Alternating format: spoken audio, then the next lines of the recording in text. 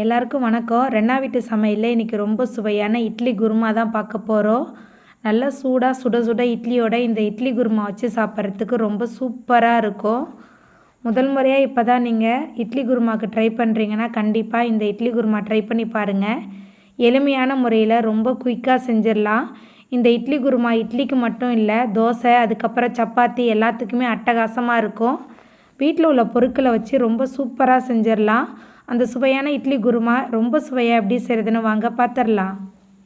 இட்லி குருமா பண்ணுறதுக்கு 3 table spoon அளவுக்கு எண்ணெய் சேர்த்துக்கலாம். எண்ணெய் சூடாகி வரட்டும். எண்ணெய் சூடாகி வந்துட்டு இதில் 1 டேபிள் ஸ்பூன் அளவுக்கு கடுகு சேர்த்துக்கலாம். கடுகு நல்லா பொரிய ஆரம்பிச்சிருச்சு. நீல வாக்கில் நறுக்கின 3 பெரிய வெங்காயம் சேர்த்துக்கலாம். வெங்காயத்தை சேர்த்துட்டு நல்லா கலந்து விட்டு வதக்கி விட்டுடலாம். இட்லி குருமாவுக்கு வெங்காயத்தை நீல வாக்கில் நறுக்கி சேர்க்கணும்.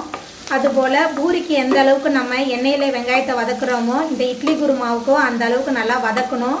அப்போ தான் இட்லி குருமா ரொம்ப ரொம்ப சுவையாக இருக்கும். நல்லா கலந்து விட்டு வதக்கி விட்டுடலாம். வெங்காயம் நல்லா வதங்கி வந்துடுச்சு.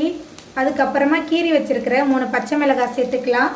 இது கூடவே பொடியாக நறுக்கின 2 தக்காளி பழம் சேர்த்துட்டு மறுபடியும் நல்லா கலந்து விட்டு வதக்கி விட்டுடலாம்.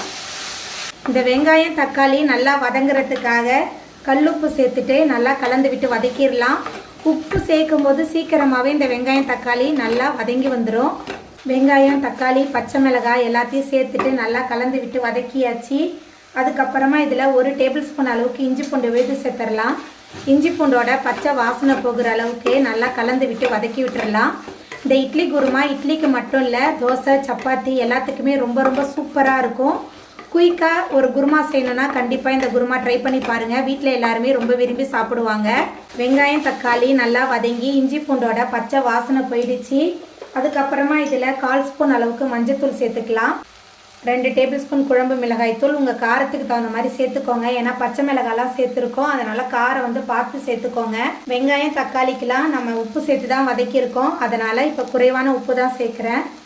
மசாலா உப்பு எல்லாத்தையும் சேர்த்துட்டு மறுபடியும் நல்லா கலந்து விட்டு வதக்கி விட்டுடலாம். வெங்காயம் தக்காளி மசாலா உப்பு எல்லாத்தையும் சேர்த்துட்டு நல்லா கலந்து விட்டு வதக்கியாச்சு. குருமாவுக்கு தேவையான அளவுக்கு தண்ணி சேர்த்துக்கலாம். தண்ணி சேர்த்துட்டு கலந்து விட்டுடலாம்.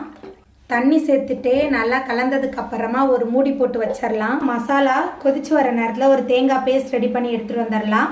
தேங்காய் பேஸ்ட் ரெடி பண்ணுறதுக்கு ஒரு மிக்ஸி ஜாரில் 1/4 மூடி தேங்காய் சேர்த்துக்கலாம். இது கூடவே 3 டேபிள் ஸ்பூன் அளவுக்கு பொட்டுக்கடலை, 2 டேபிள் ஸ்பூன் அளவுக்கு சோம்பு சேர்த்துக்கலாம். ஒரு ஓட்டு ஓட்டிட்டு அதுக்கப்புறமா தண்ணி சேர்த்துட்டு நல்லா விழுத அரைச்சி எடுத்துகிட்டு வந்துடலாம். மசாலாலாம் நல்லா கொதிச்சு வந்துருச்சு. அதுக்கப்புறமா மிக்சியில் சேர்த்து அரைச்ச தேங்காய் பொட்டுக்கடலை சோம்பு விழுது சேர்த்துடலாம்.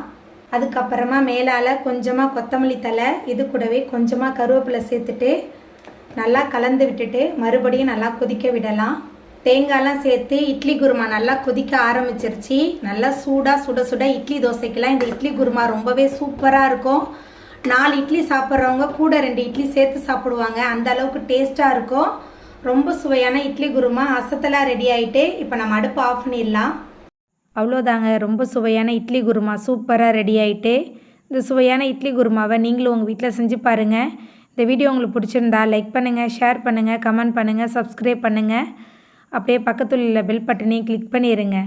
என்னோடய வீடியோவை இவ்வளோ நேரம் பொறுமையாக பார்த்தவங்க எல்லாருக்குமே ரொம்ப ரொம்ப நன்றி.